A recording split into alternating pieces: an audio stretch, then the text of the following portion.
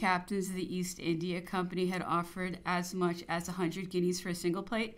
This circumstance induced the emperor to order the arms to be erased and the pieces to be broken, so as to leave no trace of the plate having belonged to him. All the dish covers were topped with small eagles of massive metal. These were the only things he wished to save, and he had them put by. These last fragments were the objects of the wishes of every one of us. We looked upon them as relics. There was something religious and at the same time mournful in this feeling. When the moment had come for breaking up this plate, it had produced a most painful emotion and real grief amongst the servants. They could not, without the greatest reluctance, bring themselves to apply the hammer to these objects of their veneration. This act upon all their ideas, it was to them a sacrilege, a desolation. Some of them shed tears on the occasion. After dinner, the emperor continued the Odyssey and afterwards read some passages of Navigation by Esmenar, with whose poetry he was pleased. The 20th, the emperor sent to wake me before 8 o'clock to go and join him with the calash in the wood, where he was already walking with Monsieur de Montholon, conversing about the household expenses of the establishment. The weather had at last become fine once more. It was like a delightful morning of spring. We took 2 turns. We have experienced today a fresh and inconceivable vexation from the governor. He has forbidden us to sell our plate when broken up to any other person than the one he should point out. What can have been his intention to committing this new act of injustice? To make himself more obnoxious and to give another instance of the abuse of authority. The emperor breakfasted under the tent immediately after. He dictated the relation of the Battle of Marengo to General Gourgaud. He bade me remain with them and listen.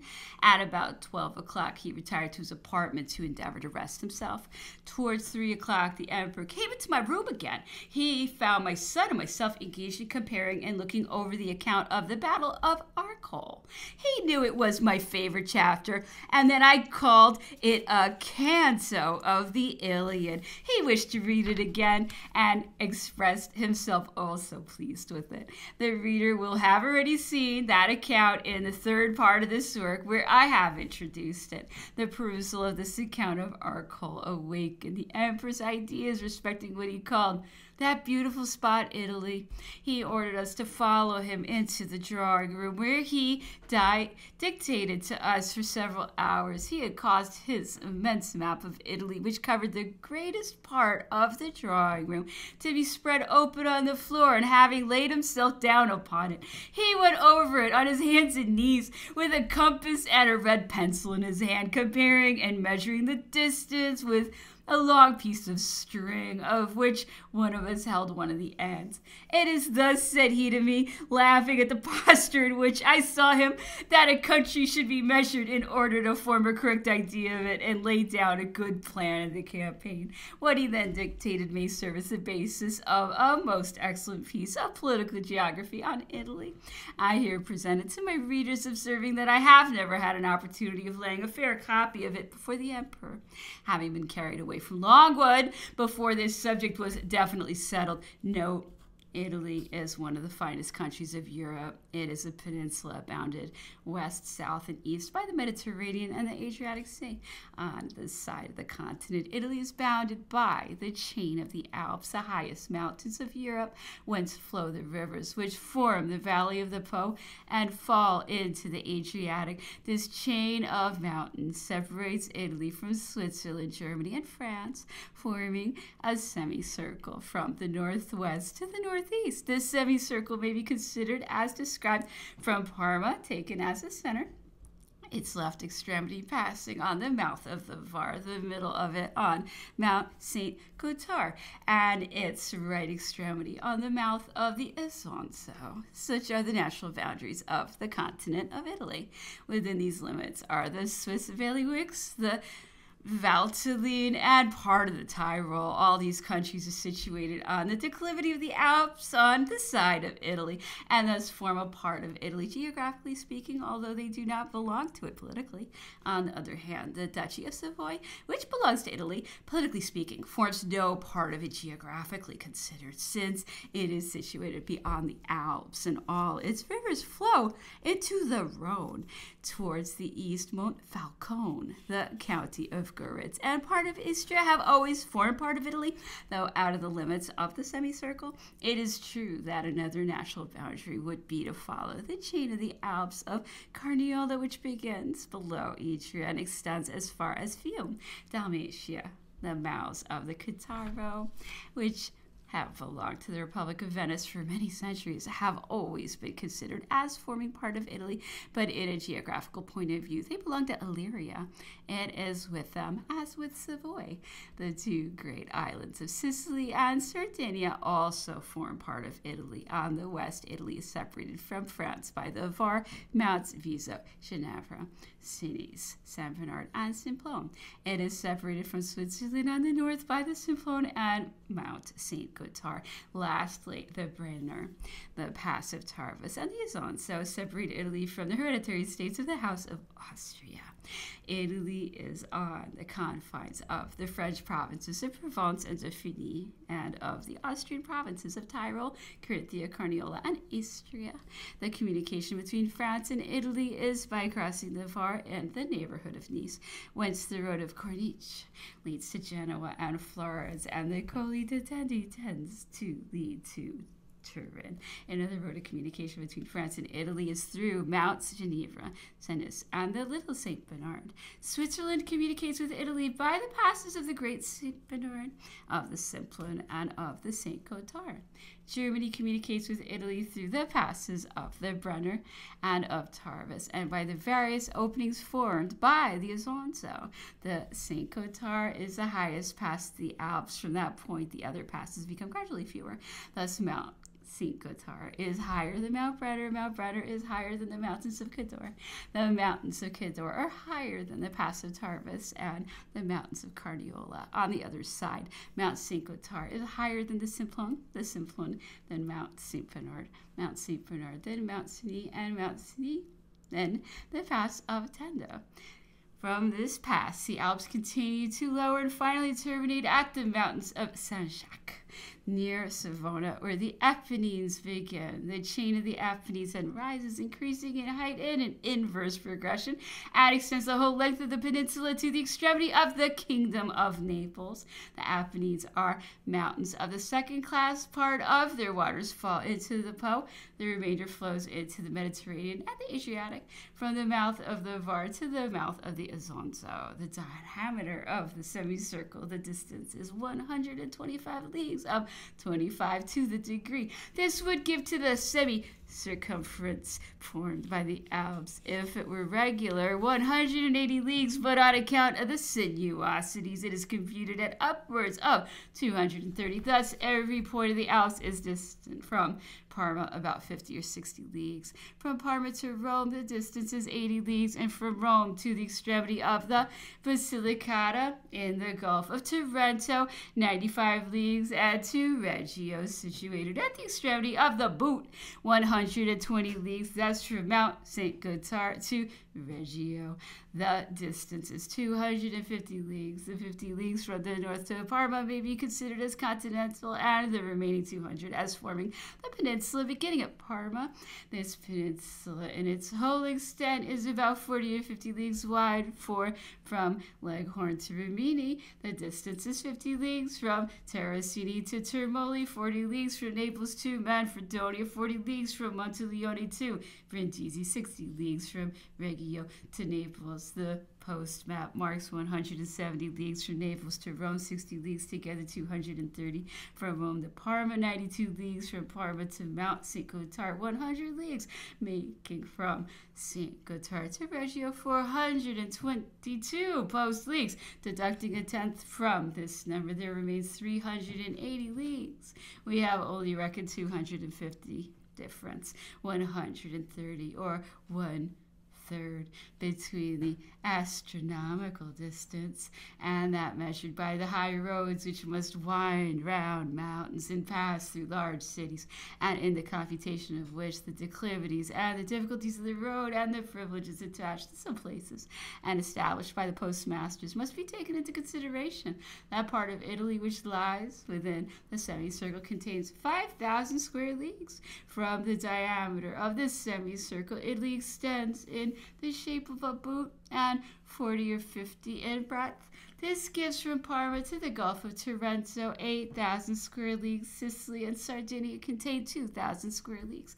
Total 15,000 square leagues. Thus, nearly two-thirds of Italy are situated on a continued line surrounded on all sides by the Mediterranean and Adriatic seas.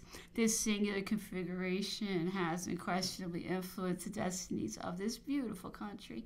For if the peninsula, instead of being 40 or 50 leagues wide, had been 90 or 100 and only half as long as it is, the central point would have been nearer to all the extremities. There would have been a greater community of interests. The nation occupying a smaller space and not divided by great distances would have presented a greater degree of uniformity. It would have resisted more successfully the acts which tended to parcel it, and the force of adherence which has made France, England, and Spain would have produced the same effect in Italy. The extent of coast on the Riviera di Genoa is 50 leagues out of the peninsula, about 250 leagues on each side, out of the base of Reggio to Taranto, and beyond 100 leagues, which make a total of 650 leagues for the whole extent of the coast of the peninsula of Italy. The coast of the states of Venice, as far as France, occupy a space of 30 leagues. The coast of Sicily, 250, Sardinia, 200. The whole extent of coast of Italy is therefore from 11 to 1,200 leagues. That is equal to that of the British Islands, which is also 1,200 leagues, and nearly double that of France, which is only 700 leagues. The towns of Nice, Genoa, Leghorn, and all the small towns on the coast of the two Gulfs of Genoa are very populous.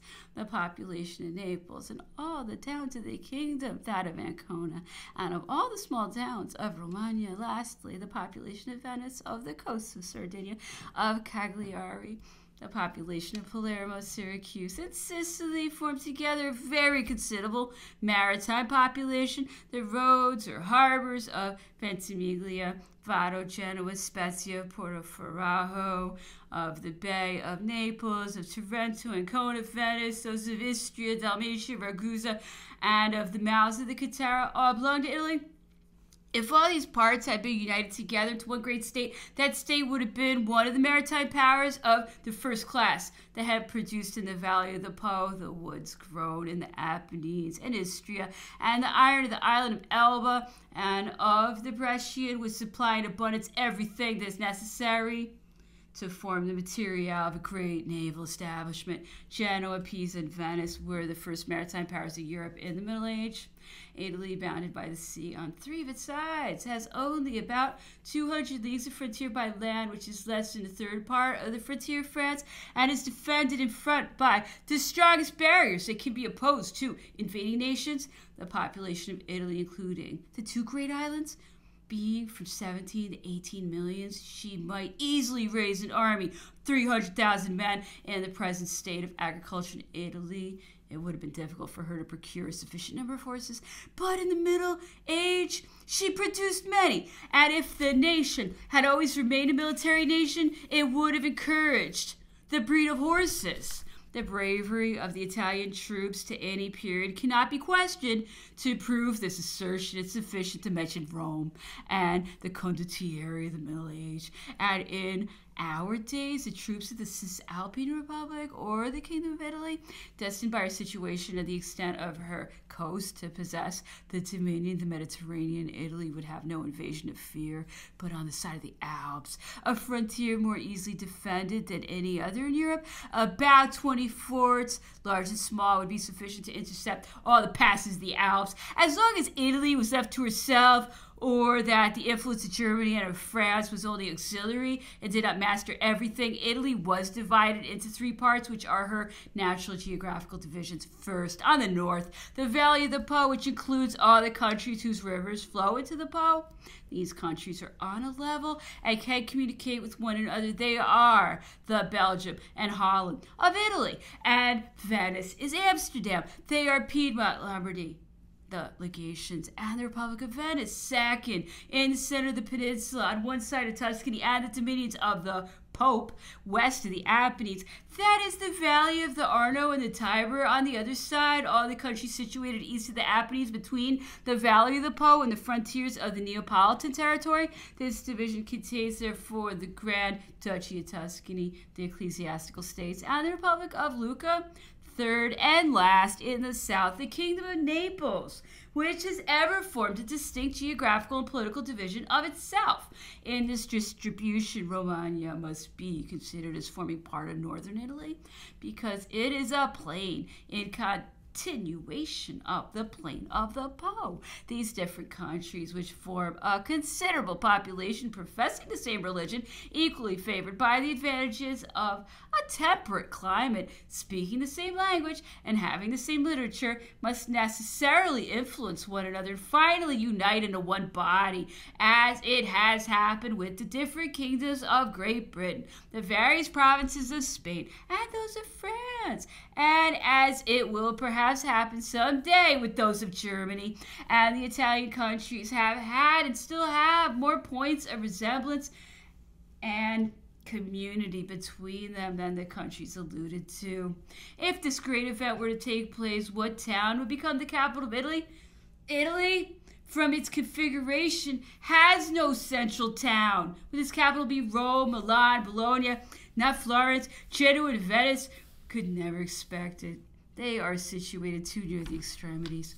First, Rome, from the remembrances connected with her, from her present importance, and from her situation, might aspire to become once more the capital of this beautiful country. As a capital, she would be situated 130 leagues from all the points of the frontiers formed by the Alps, on which Italy can be attacked by France or Germany. She would be 100 leagues distant from the southern extremities of the Kingdom of Naples and from the coast of Italy, and not quite so far from the coast of Sardinia.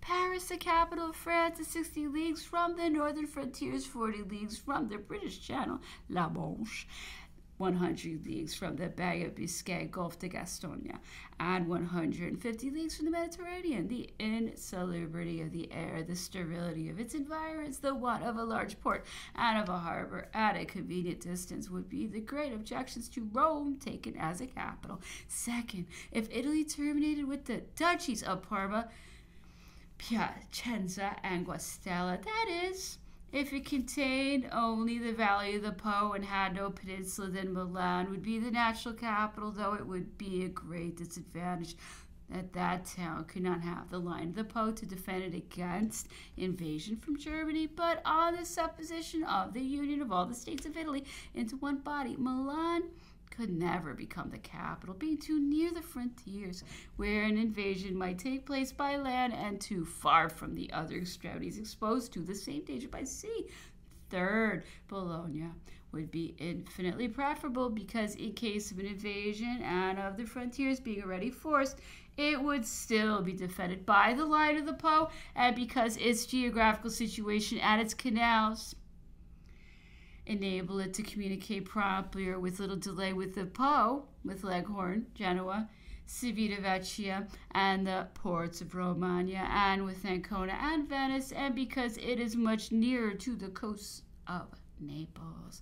Fourth, if Italy ended on the confines of the Kingdom of Naples, and if part of Naples and of Sicily could come up and fill up the vacant space which separates Italy from the island of Corsica, then only Florence could pretend to become the capital of Italy, because it would be an essential situation. In 1796, when the French entered Italy, that fine country was divided into several states. First, the King of Sardinia was master of the country of Nice, of the countries on the left bank of the Var and of all the passes of the Alps as far as the Simplon, which separated his dominions from Switzerland. Beyond the Alps, he possessed the Duchy of Savoy, but this province, geographically speaking, must be considered as belonging to France.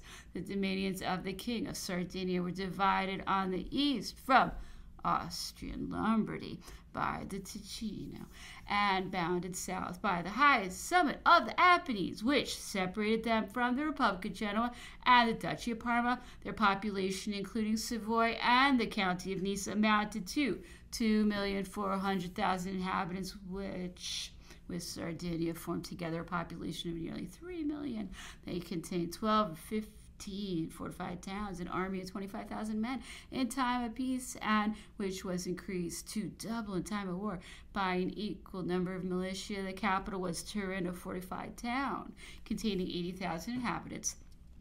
Second, the Republic of Genoa was separated on the west from the county of Nice by the River Roya. On the north, it was separated from the states of the King of Sardinia by the high chain of the Apennines. On the east, it was divided from the Duchy of Parma by the same chain of the Apennines and adjoined the Grand Duchy of Tuscany. On the south, it is bounded by the Mediterranean. Its population amounted to 500,000 inhabitants. The town of Genoa contained 100,000 inhabitants. It was a strong town, although its fortifications occupied rather too great an extent of ground. Third, the Duchy of Parma, composed of the Duchies of Parma, Piacenza, and Guastella, was separated from Austrian Lombardy by the Po. It was situated between the Republic of Genoa on the southwest, Piedmont on the west, and the Duchy of Modena on the east. Its population amounted to 500,000 inhabitants. The town of Parma contains 40,000 inhabitants. Parma had from about 2,500 to 3,000 men bearing arms. Fourth, Austrian Lombardy. It was divided from Piedmont on the west by the Ticino, a wide and rapid river on the north from Switzerland by the Alps, on the south from the Duchies of Parma, Piacenza, and Guastella by the Po, and was bounded on the east by the Venetian states. Its population amounted to 1,100,000 inhabitants. Its capital was Milan, a town containing from 30 to 40,000 inhabitants. Lombardy possessed many fortresses, and the principal of which were Mantua and the citadel of Milan. Fifth, the Republic of Venice. It was separated from Bavaria by the Tyrol, from Carinthia by the Noric Alps, and from Carniola by the Isonzo. On the south, it was bounded by the Adriatic on the Po, which river separated it from the dominions of the Pope. It possessed on the other side of the Isonzo, Istria, Dalmatia, and the mouths of the Cattaro at the entrance of the Adriatic unto Cephalonin, Cerigo, and St. Maura. Its population amounted to 3,500,000 inhabitants. Venice contained 140,000. It possessed several fortresses such as Peschiera, Porto Legnago, and Palmanuovo in Italy, Zara, and the mouths of the Cattaro, Dalmatia. Its military establishment was upward of 30,000 men. It had a dockyard for maritime construction and a fleet of from 12 to 15 ships of 54 guns, besides frigates, brigs, and other small craft. 6. The Duchy of Modena. A prince of the house of Este, the last descendant of that ancient family, reigned over Modena and possessed the duchies of Modena, Reggio, and Mirandola, which are situated between the duchies of Parma and of Tuscany, Lombardy, and the dominions of the Pope. The population of the Duchy of Modena amounted to 350,000 inhabitants. Modena is a town containing 20,000 inhabitants. The family of Este became extinct at the death of the old man who then reigned, and the Duchess Beatrix, who was married to one of the archdukes, was heiress to the duchy. Modena might have an army of 5,000 or 6,000 men. 7. The dominions of the Pope. They were separated from the Republic of Venice by the Pope, from the Duchy of Modena by Fort Urbino, from Tuscany by the Apennines. They were bounded on the east by the Adriatic and on the south by the Kingdom of Naples. The Pope was master of the mouths of the Po, of the port and citadel of Ancona on the Adriatic, and of the port and fortress of Civita Vecchia. In the Mediterranean, the population of his dominions consisted of 2,400,000 inhabitants. That of Rome amounted to 240,000. His army was from about 6,000 to 7,000 men strong. Eighth, Tuscany.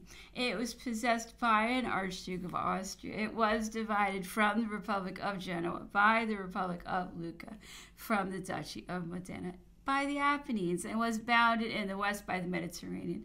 Tuscany contained a population of 1 million inhabitants. Its capital, Florence, contained 80,000. It possessed the port of Leghorn in the Mediterranean, reckoned 6,000 men bearing arms, and had 3 frigates. Ninth, the Republic of Lucca, lying between Tuscany and the states of the Republic of Genoa, and comprising a population of 100,000 people. 10th, and lastly, the kingdom of Naples, bounded on the north by the dominions of the Pope, and bathed on every other side by the Mediterranean. This country was divided from Sicily, which is situated opposite to it by a strait only 2,000 twice as wide. Its population amounted to nearly 6 million inhabitants, including Naples, Sicily, and the small islands under its dependence. The city of Naples contained a population of 400,000 inhabitants. The king of Naples could assemble an army of 60 or 80,000 men. He possessed 274s and some frigates. The whole of Italy was divided between the House of Bourbon and that of Austria. Of all the reigning families which had survived the republics of the Middle Age, that of Este alone remained. The 21st. Admiral Malcolm called upon me today. He came to take leave of us all. He was to set off the next day for the Cape and would be 2 months absent. We regret the Admiral. His manners always polite, and a kind of tacit sympathy existing between us.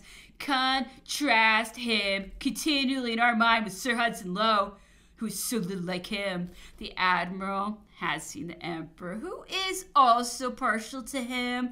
They had taken together some turns in the garden, and the Admiral told me he had collected some excellent information respecting the Scheldt and the Nieuwendyp, a maritime establishment in Holland, which was entirely unknown to him, and which was founded by Napoleon.